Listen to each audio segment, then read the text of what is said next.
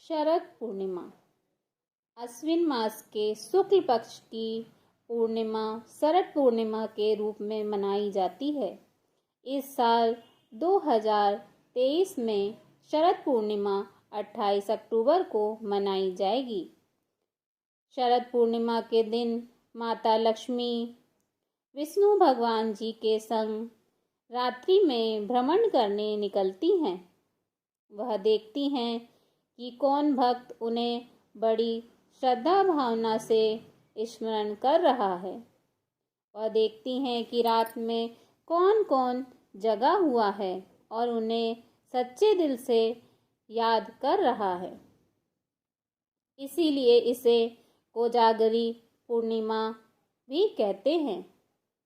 इसी पूर्णिमा के दिन भगवान श्री कृष्ण ने रास लीला रचाई थी, इसीलिए इसे रास पूर्णिमा भी कहते हैं। पौराणिक कथा के अनुसार इसी दिन माता लक्ष्मी का भी जन्म हुआ था। कई जगह लोग इसे कौमुदी व्रत के नाम से भी जानते हैं। इस दिन चंद्रमा और भगवान विष्णु की पूजा तथा व्रत किया जाता है। धर्म ग्रंथों के अनुसार इसी दिन चांद अपनी 16 कलाओं से परिपूर्ण होता है। इस दिन शरद पूर्णिमा की कथा सुनने का भी बड़ा महत्व है।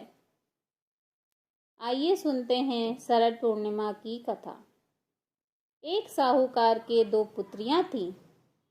दोनों पुत्रियां पूर्णिमा का व्रत रखती थीं। बड़ी पुत्री पूरे विधि विधान के साथ और श्रद्धा भावना के साथ पूरा व्रत रखती थी, परंतु छोटी पुत्री अधूरा ही व्रत करती थी।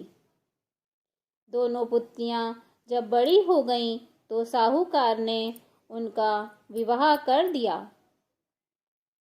विवाह उपरांत बड़ी पुत्री को हष्ट-पुष्ट और सुंदर संतान की प्राप्ति हुई, परंतु छोटी पुत्री के जब भी संतान होती तो वह मर जाती।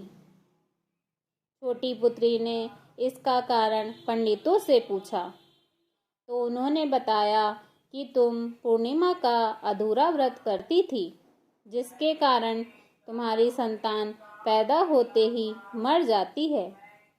पूर्णिमा का व्रत पूरा विधि विधान से करने से तुम्हारी संतान जीवित रह सकती है।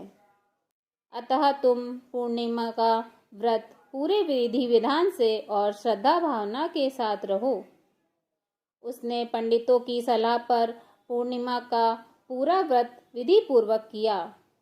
बाद में उसे एक पुत्र की प्राप्ति हुई, जो कुछ दिनों बाद ही फिर से मर गया।